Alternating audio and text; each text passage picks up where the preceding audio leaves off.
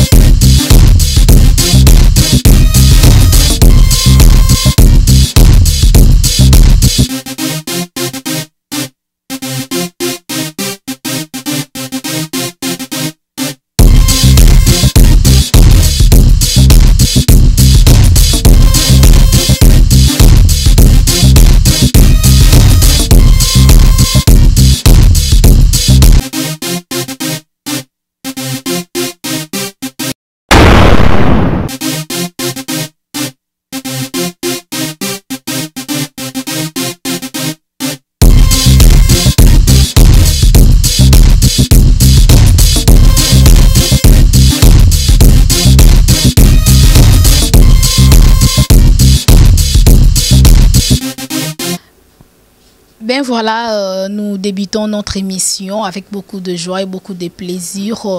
Salutations spéciales à vous, bonjour, bonsoir, ça dépend de l'ère à laquelle vous nous suivez. Eh bien, moi, Betty Massengou, je suis là rien que pour vous servir et surtout pour vous faire un bon travail. Salutations à l'ingénieur Dave Moubama, salutations à la joie Amato Pichuna, l'hymne national depuis France, Maboko Banque Mama Sociale, salutations aussi à Yann Noël Kikiani, Moteme à Maman Titi Kikiani depuis Londres, bisous à Victoria Kikiani, Noëlla Kikiani, salutations aussi à celui qu'on appelle Roi Prince, toujours depuis Londres. En tout cas, Blaise Kava depuis Kenya, Igo, champion Kayembe, Nokwabana. De gros bisous à vous, de gros bisous à maman chérie, ma maman chérie, maman Kati Bakissa.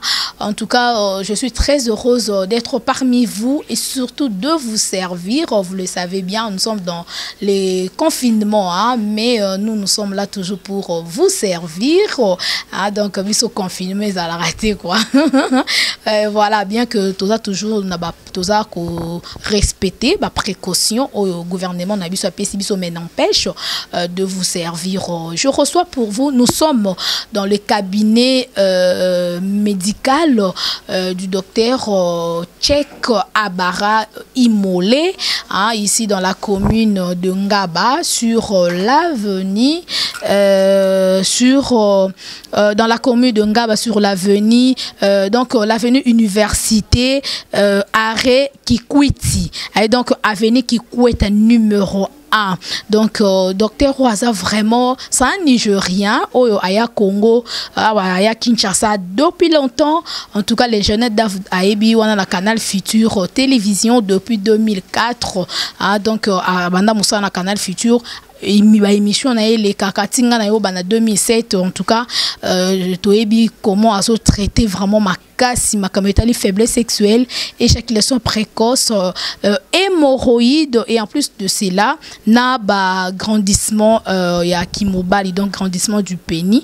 Alors en gros s'intéresse qui vraiment to les qui c'est une émission na biso po boyebi que émission na biso le rien que la vérité et puis muto sala musala malamu pourquoi to lobela musala zo sala te pona ko aider bino ba oboza na étranger, pourquoi pas ba oboza na kin. Voilà, son numéro c'est le plus 243 90 64 31 192, plus 243 90 64 31 192. C'est déjà affiché devant vos écrans. Sur Robengé même na WhatsApp, beaucoup solo ana et voilà. Nazana docteur, bonjour. Bonjour madame.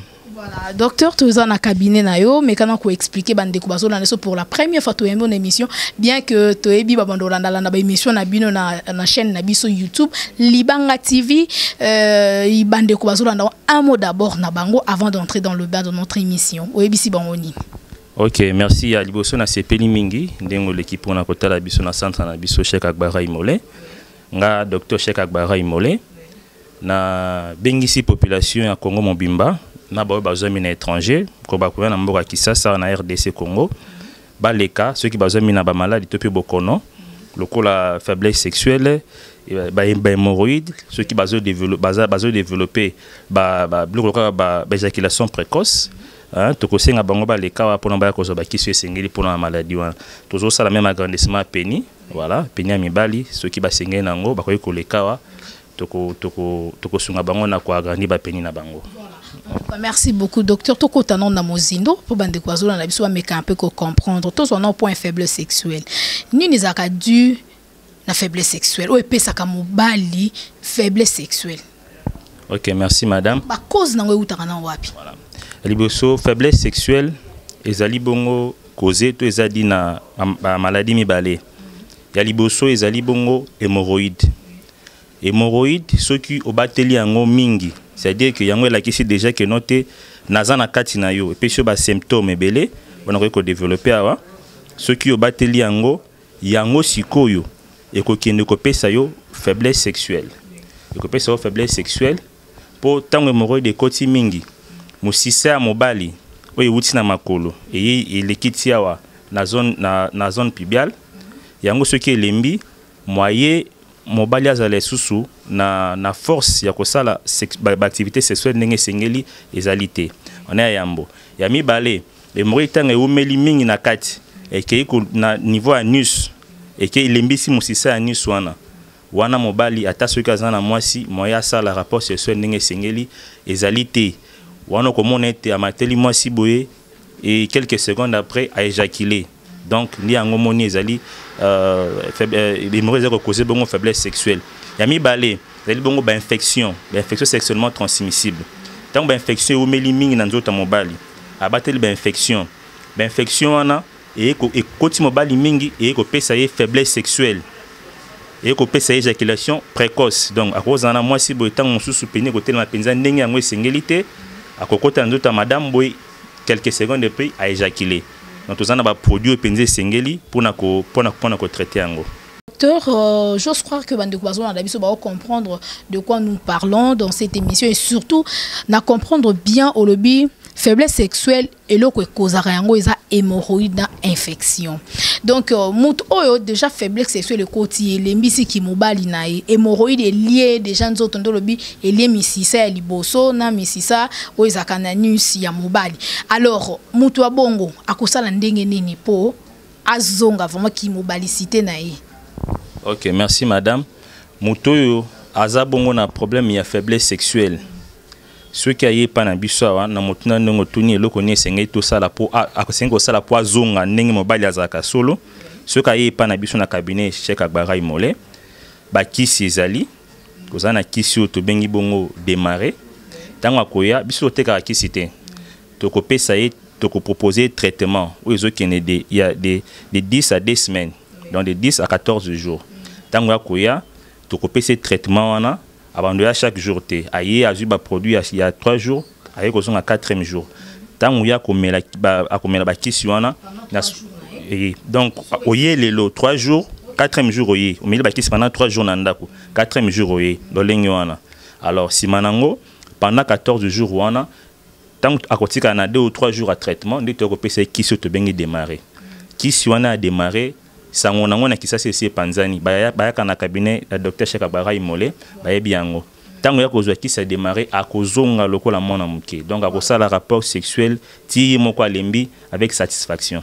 Voilà. En tout cas, il y a un loko et Tindivisoto Luka docteur Tchèque à Bara Imolé, hein, qui sont a démarré, bah le but qui sont panda ni Kinshasa mobile et au babare kenda sango. Et on to lingi sango nango kende petit na bande ko bazana na nord, na sud, na ouest, ba o bazana Amérique, na Europe, na Asie, na Océanie, donc partout bozali en tout cas to lingi qui sont et panzana surtout bande ko bo mitungi sa mi trop aliebi nombongo na ba tradi praticien o alokuta OK aux traitement et simbité donc moi pas on se lo sumbongo ezate mais awa opesi Hollande traitement na eu un docteur Alobi de 10 à 2 semaines donc comme même pas 2 semaines on a déjà royoka bien makasi et en plus de ce docteur Alobi boté krakisi tenez da batumso nana besoin ka ya kisi ya démarrer wana donc moi boté kango ezate tifo mutu wana landela parce que mutu wana libanda mboka aoya ndenge nini pour landela traitement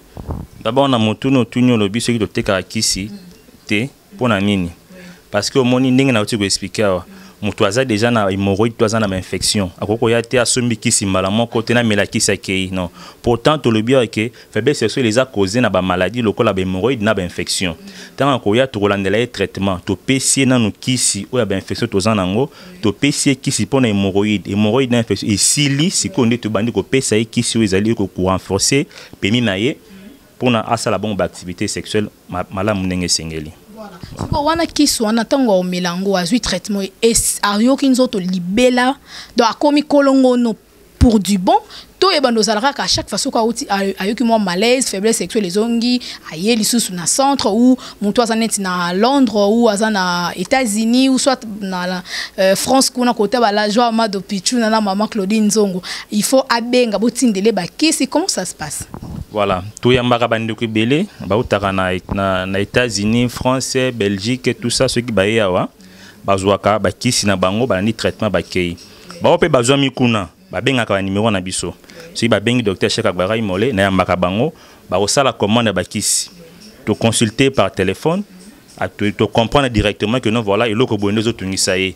To ko sala colis ba kisi to kei to tiki yango et puis kei bazwaka yango. Donc ceux qui ba benga ka numéro na biso numéro na nga 090 64 31 192 tout ba bengi pe numéro à centre 081 40 40 873 wana boko za docteur Cheikh Agbara Molenga mo directement na koyeba ko consulter na partir à téléphone notre posami na mboko papa le docteur pour la bateau peut-être azuma retard comme surtout deuxième numéro PC numéro liboso ça déjà affiché bako comme même na WhatsApp et puis on a mis balé msusu yo koza na occupation de traiter malade bako zo pe mutumsu na centre voilà numéro ami balé zali 081 40 40 873 081 40 40 873 wana sik bo beng bozi numéro bozi réception na biso ne ba ko pesanga rapport sima ne to ba ko na bino. Voilà. En tout cas, c'est bien répondu, docteur. Merci, docteur Tchèque Agbara Imolé. Voilà, donc nous évoluons. Dans minute totika et nango tokotana nous na deuxième point na biso na likambo etali grandissement du pénis. To constater ou to remarquer plus mibali mingi bazana libanda ya mboka kuna na poto mingi bazo réclamer likambo etali peni nangeza laki munene faute ya ko sala ba masturbation ko beta ba savon ba msusu misala makasi hémorroïde lié et cotise faiblesse sexuelle arana faiblesse sexuelle lié tie ko komise faible na rapport sexuel donc ebotele ba malade belé et conditiona ki mobali na ye na ebité bato bongo koko ebisa bango nini parce que baza vraiment branché bazolanda biso. Voilà. Na we tali bongo agrandissement peni, tozi baka bongo ebele awa. Tozi baka bongo ebele. Moto mosusu moni abotami ndenge nzoto na ezaleli, hein? Nzoto na ndenge ezaleli, peni na ye ezali normal. Moto mosusu moni te ye nzoto na ye na peni na ye ezoko correspond te. Donc azana moi problème na we tali bongo peni. Donc peni singe ko kana na nzoto na ye lo lengi azali. Omoni obali musu engambe.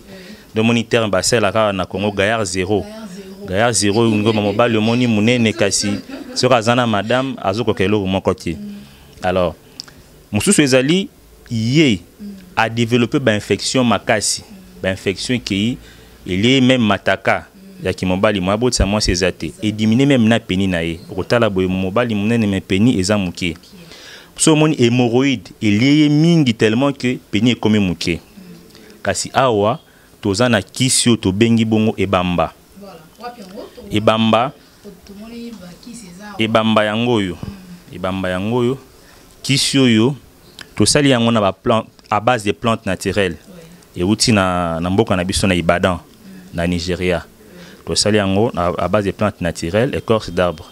Donc oyo soki mobali ya ye o azana première peni eza mukie lokola mwana mukie tokopesa ye yango akolanda traitement epa na biso awa pendant 3 semaines. Soki pas zomi na mboka mpaya tokozwa kisi oyo tokotindela ye kisi oyo ebamba esika azwami. Kisi wana nde tolobi ke totekaka kisi oyo te ko traiter maladie directement tokolanda tokoyoka ena soki aza na mboka mopaya toyoki soki aza na ba symptômes ozomoseka aza na hémorroïde to ba infection sexuellement transmissible tokopesa même ba kisi oyo ba infection tozwami nango awa ya makasi na ba oui yango yawa voilà voilà kisi oyo ekubanda ko traiter na hémorroïde ti esilisi hémorroïde allez akubanda ko mela o tongo oyo pokwa oyo iza pona ba infection tango ya komelango amélie tongo hémorroïde na pokwa nda amélie infection voilà amélie yango ezo sala même na kati ya kisi oyo eza na ba produit tochi awa eza même kokende ko laver ba rein ba problème te ngana dozo be ba symptômes insuffisance rénale kisi oyo ezali awa tango ozo melango ozo même kokende ko laver ba rein ezo filtrer ezo ko sa ke ba rein filtrer malamu ndenge sengeli kaka na mulangi moko moni boye ezo traiter ba infection ya makasi ezo ko traiter même ba rein tout ça kaka na kati ya kisi oyo tango to melango ndenge nini yango ko melango petit verre na tongo ça mélanger a mélanger le comme sous-souté verre moko pendant 3 jours. Pendant 3 jours. Oya komelango na tongo, oya komelango na pokwa pendant 3 jours. Alors, après 30 minutes na tongo, nde ayo kozwa kisi oyo to bengi ebamba oyo. Kisi ebamba, tanga kozwa kisi ebamba, akoti yango na thé oyo ezali bongo tiède sans sucre, hein? To pa koyeba oti yango na bouillie. Voilà, thé rouge. Moi tiède ati yango, to pe akosala potopoto masangu ati yango. Tokopesa ye bongo na savon tozami na ngwa ya bana omoko frotter yango na peni na ye. Donc tant azomela oyo dans un mois ye mois comme on a été peni na ye développé pas comme possible. Voilà. En tout cas, merci beaucoup, c'est bien expliqué. J'ose croire que Bandegbo, on a su comprendre très bien. Donc, il y a une infection, hémorroïde, éjaculation précoce, faiblesse sexuelle.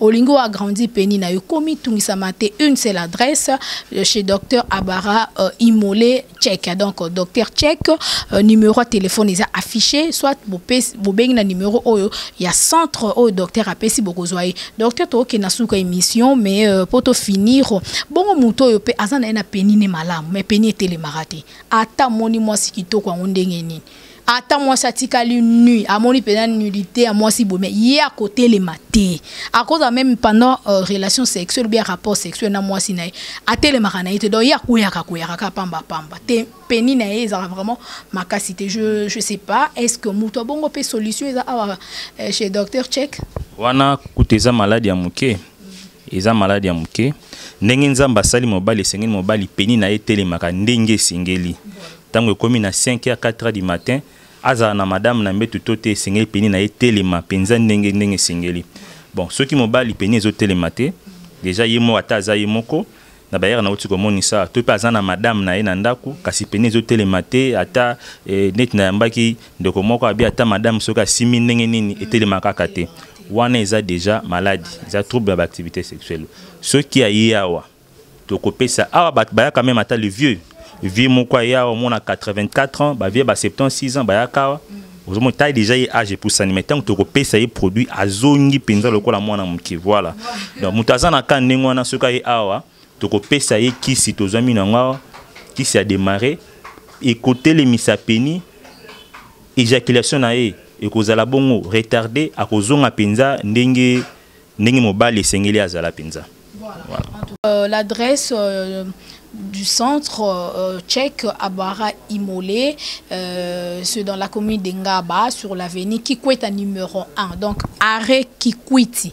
Donc n'importe quel transport commune yoza zo kaka transport ya rond-point ngaba soko zo kende ba boye obika bakitana arrêt qui kuiti donc so zo kende ba Victoire ba yolo ezo ezaka juste kaka na principal wana avant comme na yolo kitkaka na arrêt qui kuiti donc na avenue qui kuita numéro 1 okotaka na lopango wana directement okuta na docteur check ou soit bengi na numéro est affiché plus 243 90 64 31 192 ou obengi na plus 243 81 40 40 873 eza pe na WhatsApp sur komi ou soit tindi voice docteur ako répondre ya ko sonenge nini okozwa traitement na yo. Voilà docteur tozongeli yo poto ke na suka émission pona bandeko bazona da biso siko bato bongo traitement na bango olobi eza combien de obi 20 jours mususu pesa ka 1 mois de 10 à 14 jours. Okay. Voilà, tangaye. Donc au te pesa 14 jours wana. Et ça coûte même pas 14 jours. Il m'a déjà sentir que non, voilà, nazongi pinza ndenge nazalaki. Voilà. Donc ndenge uto moni sabangwa bato bazwami atozana vient qui kweta numéro 1 na commune ngaba. Arrêt eza ya vient amener na arrêt qui kwiti. Okisi na arrêt qui kwiti, ce côté Victoire, au jimi to ko ezo kenena rond-point ngaba université.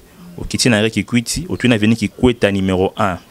Wana oyo koti tozaka juste avenue université avenue qui kweta numéro 1 na commune ngaba wana pona bandeko oyo bazwami na bamboka bapaya to pe na étranger po to mona kata mususu na ba frontière mususu baboya ka bakisi ya maeleka bakisi ya poussière tozwami nango tozana possibilité ko pesa okisi ya poussière pe to monisio ndenge no ko sala solution esika yozwami na mboka bapaya tozana États-Unis ozali na France to pe na Belgique ko zakisi ya poussière to sali koli to tinzi yango ekomi oye bandeno ko sala solution na kisa poussière to tindela yo eko bazwami na mboka bapaya oyo bayoka ka lingala te na ko koloba na anglais pona be bongo ko comprendre malamu na oto tibon ko koloba na wetali bakisi na biso. So I will tell you, you people living in foreign countries, we are in Agbara Imole traditional center, traditional clinic. We have a large range of products that we give to our patients to come here. If you like to enlarge your penis, come. We have a specific product for that we give you. After 10 days or 15 days, you will see your penis developing. And those who have piles, what we call hemorrhoid, you may come. Call us or send the voice through WhatsApp, through our number, my own number. I'm the one who listen your voice or receive you online when you write. So it's first you dial our national code, the DRC national code, plus 243. Then you dial 0906431192, or you call our clinic number. Our reception desk will receive you. It's dial first the national code. Plus 243 and then that is 081 404 0873. Then we will receive you, and even though you are United States, France, Belgium, we consult you online when talking, and then we see how to send you product through different agencies. Then you found your cure. Thank you very much. Thank you, docteur. Voilà, merci beaucoup. Hein? Nous sommes arrivés à la fin. En tout cas, merci à l'ingénieur Dav Moubama, le papa de Joyce Davline, de Tolobaka. Vraiment, time is money, le temps c'est de l'argent. Donc, on n'a peu rien. Nous sommes obligés de boucler cette émission. Mais j'ose croire que Bozuba number au docteur Apesi, aux Awapi, partout aux Zao, aux à Londres, au côté Morona Baya Noël Kikiani, Naba Prince, roi Prince. Maman Titi qui est na Londres wana oh na Belgique oh na France côté mona la joie Mado Pichuna benga docteur Aza disponible à routine de l'oba qui se kokomela yo soit sur dans de konona kin a olingi ye moko ya azolo ba produit tinde la yo ozuka ka adresse autopesa ki na kikweta na commune yangaba arrêt kikwiti donc avenue sur l'avenue de l'université donc au mona docteur azawana azo traité faiblesse sexuelle, grandissement du pénis, éjaculation précoce, hémorroïde. Ba kiss eza belé bon na les jeunes d'ave azako illustrer en gros pour na bino do ba kiss eza belé. Voilà, merci beaucoup déjà à l'ingénieur. Nous sommes arrivés à la fin. Merci docteur Tokomi na souk émission. Juste quelques salutations pour tous ceux qui émission na biso lilo. OK, to tondi bandeko nyoso to yo bakolanda biso. Ba bazaliawa to pe baza bongo na mboka bapaya. États-Unis, Belgique, France, Canada, partout bazwami. Soki balandi émission babengi biso na ba numéro to tiko pesa to ba comment biso babengi biso na WhatsApp wana to koyeba ndeni to koyi ko consulter bango pe ko tinda bango ba produit sika bazami pona ba bongo ko zalobi ko na bango. En tout cas, merci beaucoup. That's all for today. See you next time. Ciao.